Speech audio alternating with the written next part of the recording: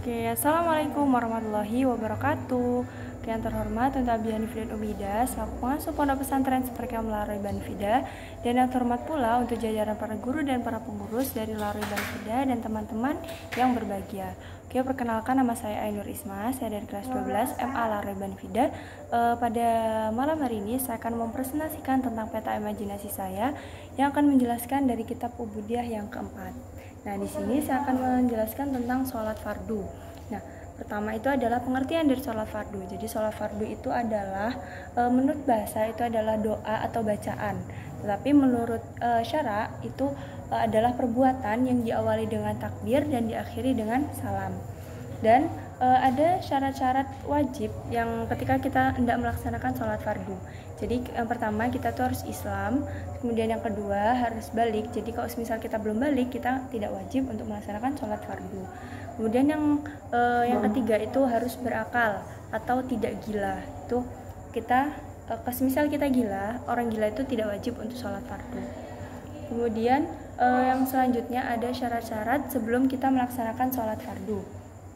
Jadi yang pertama itu kita harus suci dari hadas kecil maupun hadas besar. Kemudian yang kedua, kita tuh harus menutup aurat sebagaimana yang telah dijelaskan. Jadi untuk bagaimana persyaratan perempuan dan laki-laki. Tuh kemudian kita tuh harus di tempat yang suci, tempat yang kita sholat itu harus suci. Kemudian selanjutnya harus sudah masuk waktu sholat. Jadi kalau misal kita sholat tapi belum masuk waktunya, itu sholatnya tidak sah. Kemudian kita harus menghadap kiblat, kecuali ketika kita tuh dalam perjalanan, kita tidak harus menghadap kiblat. Kemudian yang selanjutnya ada rukun-rukun dari sholat fardu.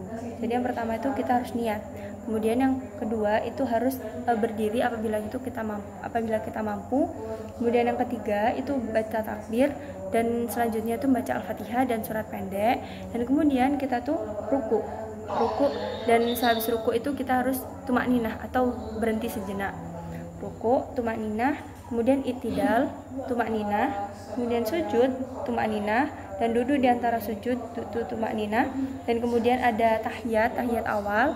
Kemudian seperti itu juga diulangi lagi yang untuk rakaat keduanya, dan kemudian yang terakhir itu ada tasyahud akhir. Dan setelah tasyahud akhir kita tuh melakukan salam atau tertib. Salam setelah itu tertib. Jadi kita harus melakukan semua itu harus tertib. Kemudian selanjutnya ada hal-hal yang membatalkan sholat fardu.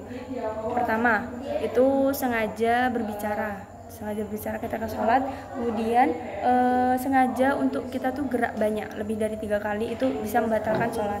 Kemudian yang selanjutnya itu kita membuka aurat, dan masih banyak lagi, itu hanya beberapa saja. Oke, kurang lebihnya mohon maaf. Sekian dari saya. Apabila banyak salah kata, wassalamualaikum warahmatullahi wabarakatuh.